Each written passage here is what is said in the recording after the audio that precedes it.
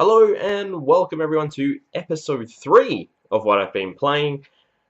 I'm surprised I've kept this going for 3 weeks, but hopefully I will continue to get this out each week. I've decided to make this video series sort of a more informal approach, so I know a few people did want gameplay put in, but I just feel like doing it weekly. I only have a certain amount of time to actually get this stuff all put together, so I'm just going to do it sort of podcast style, speaking to you guys directly about some games. If I have the physical copies, I'll bring them into the shot. So firstly, just some sort of housework that I want to talk about. As you all know, I have been doing quite a lot more videos recently, just trying to figure out what's the easiest way for me to create content, the best sort of review style to give you guys. Simply, I just love talking about games. I love sharing my opinion. So my editing skills are not that good. I'm just using some free software, but I'm trying to sort of get things going. I appreciate all the constructive feedback that I've got. I'm definitely taking those all into account. It just depends on if I can actually do it with the software I have and the abilities I have. I'm learning video editing as I go. I'm not great at it. I completely know that, but hopefully you guys enjoy at least hearing my thoughts on games. So I will keep trying to improve, but we will see how things go. So there's mainly 3 games I've been playing this week. Just to quickly touch on, my full Far Cry 5 review is now live. That's got gameplay included. You feel free to go check that out. I didn't love it that much, but the video's all there, so you get my whole thoughts there. So let's focus on the 3 games I've actually been playing. Firstly, Hitman Go Definitive Edition for the PlayStation 4. Now, I love Hitman. Agent 47 is fantastic. I've played almost all the games. I haven't played Hitman 2 yet. I really want that game. I'm just waiting for it to drop in price before I pick it up. Now I know I usually try my best to support the developers full price, give them all the money. Just throw it at them. But just trying to save at the moment, so just held off a little bit. So I thought, let's get my fix in Hitman with Hitman Go, which I've had on my backlog for quite a while. It's really good. It's really good. If you've played Lara Croft Go, is it Tomb Raider Go, one of the two. It's very much like that, puzzle style. There's a lot of missions overall. When I think about it, I think there's about 8 different chapters. Most have about 15 missions each. Now, they can be beaten quite easily, but there's extra challenges like trying to get a briefcase that's within the level, trying to go through killing everyone, trying to go through without killing anyone, silent assassin style. Essentially, each mission is like a game board. You just got to make your way through. There's other enemies that are introduced throughout the game that can maybe see from multiple directions. If you walk within one space in front of them, they will attack you. There's dogs that will sort of keep chasing after you. And there's sort of weapons that you can sort of use to take down enemies, or you can just simply throw cans, rocks, distract them. It's done really well. There's a few missions there that are also sort of shout-outs to previous games, Blood Money and Silent Assassin. But as a Hitman fan, if you enjoy puzzle games whatsoever, or you're just a Hitman fan in general, I highly recommend it. It's pretty cheap in the digital store. I don't think there's a physical copy of the game, but it's good stuff. I really enjoyed it.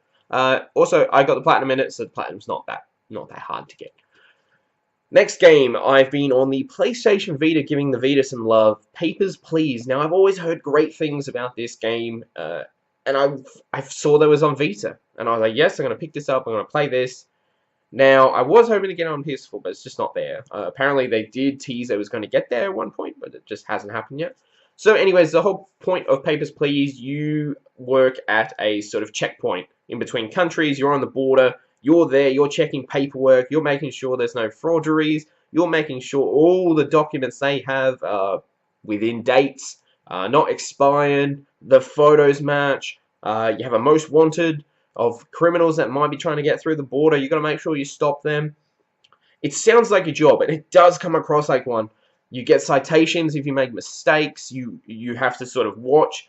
If their weight doesn't match what's on their ID, you got to photo scan them. If you, for some reason, don't notice they got contraband or maybe weapons they're trying to smuggle through, you will get, citations. You get enough, you'll start losing money. Now, the whole point is each day you go through, I think it's about 30, 31 days that you go through. You have to gain enough money from doing enough each day and then try and keep your family alive. And you also have to, pay for your rent, your heating, your food, and everything like that. It's very, it's got a lot of detail for what it is. The visuals, you know, very sort of old school, sort of not realistic at all, but all the realism comes from the actual situation and the people you see. So let's say, for instance, a husband comes through, he's got all the right paperwork, you let him in. Now his wife comes. Now he's already said to you the wife doesn't have everything. She doesn't have her ID, it's expired, she hasn't been able to get a new one, she can't afford it. Do you let the wife through, get the citation, possibly lose money yourself and possibly not be able to look after your own family, to then let this wife through so the wife and husband are together? Now you can just completely just detain her. She's got the wrong identification. She came straight through. Or you can just reject her and she can't come through at all. It's where those moral quandaries come up. Like, there was one situation where this guy came in. He was like, look, my daughter's been killed. This guy, I know who did it. He's going to come through soon because he's going to come through the border. He's got a place in your country.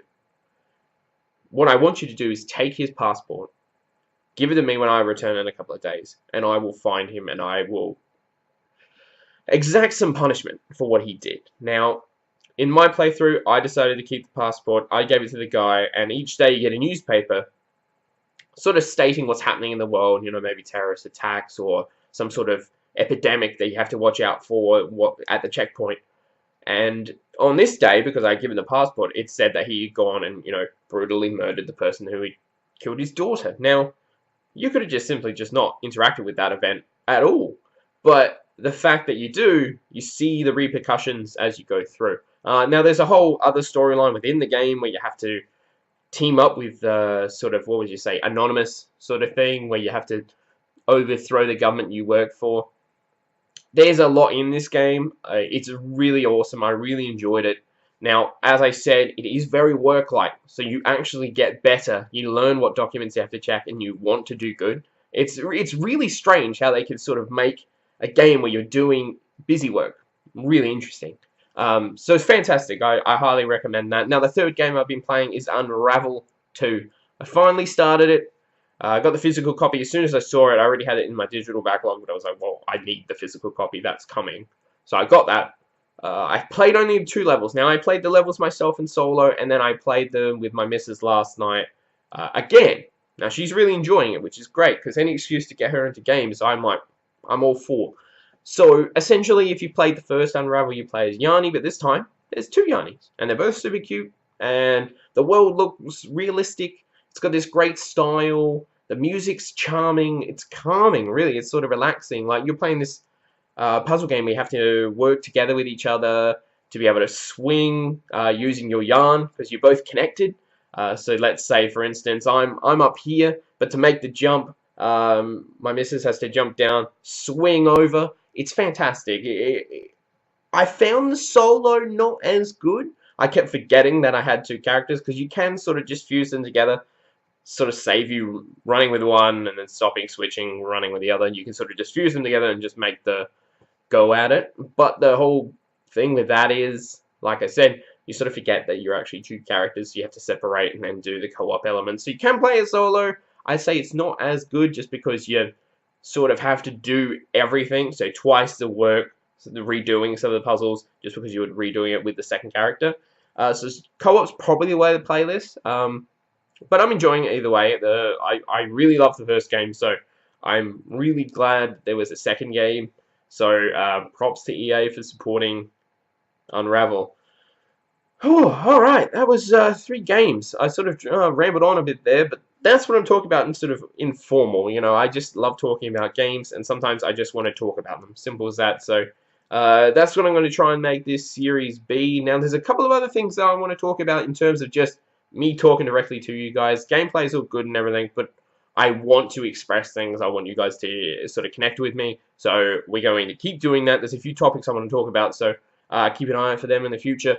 But otherwise, thank you very much for watching. Have you played any of the games I've spoken about? Let me know just down there. Otherwise, you can just tell me what you've been playing. Otherwise, thank you very much for watching, and as always, keep on gaming.